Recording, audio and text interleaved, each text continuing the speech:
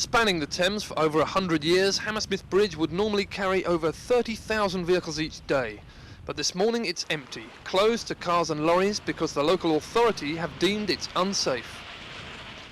Built in 1887, the present bridge has survived through the Blitz and 2 attempted IRA bombings, the most recent coming only last year.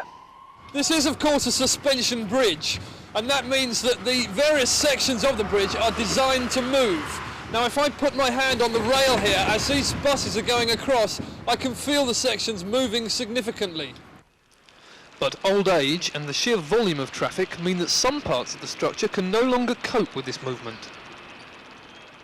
The man charged with repairing the bridge is Assistant Director of Highways Roger Carner. Using copies of the original drawings, his task will be to oversee the project.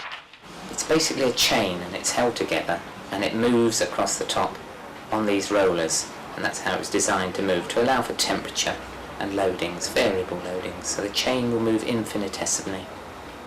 While the bridge is closed, there's plenty of routine work for the engineers at Hammersmith to be getting on with. This whole central span needs to be repaired and resurfaced, but some of the most crucial repairs go on in a place which the public will never see. But it's up here, at the top of the towers, that the problem is perhaps worst.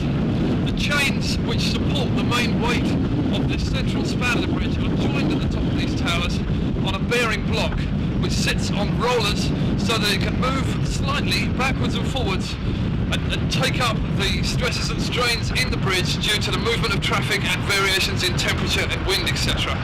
Now the bearings here are not moving because the rollers are seized, and that is what's causing many other parts of the bridge to have undue stresses placed upon them. It's a 110-year-old bridge built in the era of the horse and cart. It's done really very well indeed, and is a tribute to the Victorian engineers that it's lasted so long.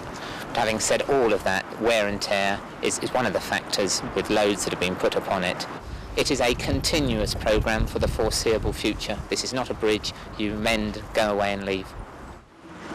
Hammersmith's nearest neighbour, Putney Bridge, is expected to carry much of the diverted traffic. But what about the predicted gridlock? And especially at 4 or 5 o'clock in the evening, it takes sometimes 2 hours to get back, where it normally takes an hour and 10 minutes. People in Barnes are complaining because they're having to go all the way round to Chiswick, all the way round to Putney, you know, to get there. So it puts another 8 or 9 quid on the fare, so that's very nice. Have you noticed that the traffic is like miles worse now that it's closed? Well, no, not really, because it's only the second time I've been over it since it's been closed. John Seekings of Barnes Traffic Action feels that long-term closure of Hammersmith Bridge could have been avoided had there been better traffic management in the past. This bridge was built over 100 years ago for a small flow of lightly loaded horse carriages. That's what the bridge was designed for. And we were trying to get 30,000 cars a day or something, and heavy lorries and buses over the bridge that was designed for a small flow of horse-drawn carriages. Mr. Seeking joined other local residents at a public meeting last night where concerns were voiced with local officials over congestion in residential areas and the funding for the bridge repairs. So Roger Carner and his colleagues in the engineering department are awaiting tenders from contractors so that they can restore this classic example of Victorian engineering.